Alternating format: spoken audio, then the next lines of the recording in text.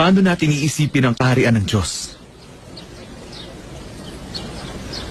Para itong buto ng mustasa na kinuha ng tao at itinanim sa kanyang lupain.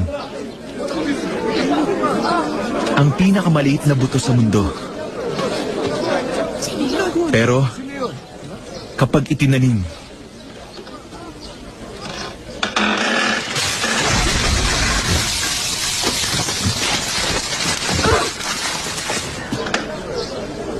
ito'y tumutubo. Guro,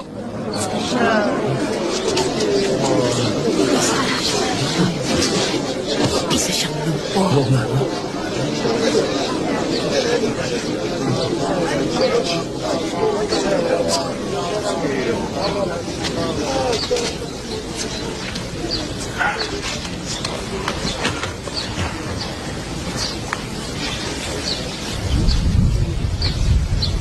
Isa siyang paralitiko. Pinatatawad na ang iyong mga kasalanan. Narinig niyo ba yon?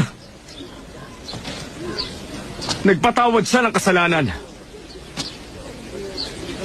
Hindi ba't Diyos lamang ang nakagagawa nun? Kalapastanganan yan. Alam niya. Kalapastanganan nga yun.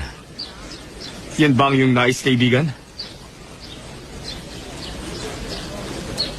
Sagutin mo ko. Alin ba ang mas madali? Sabihing pinatatawad na ang mga kasalanan? O sabihing tumindig ka at lumakad?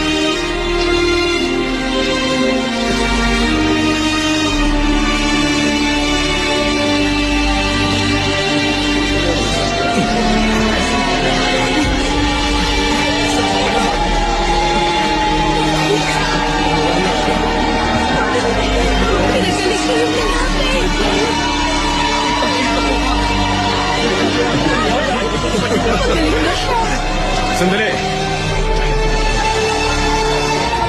Ang anak ng tao'y may kapangyarihang magpatawad ng kasalanan.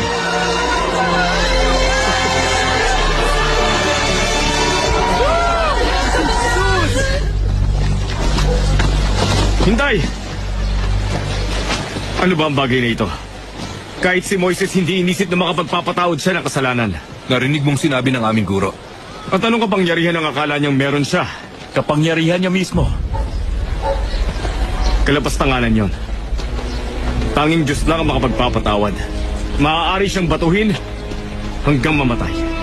Dahil sa kasinungalingang ito. Simula pa lamang ito. Tayo na!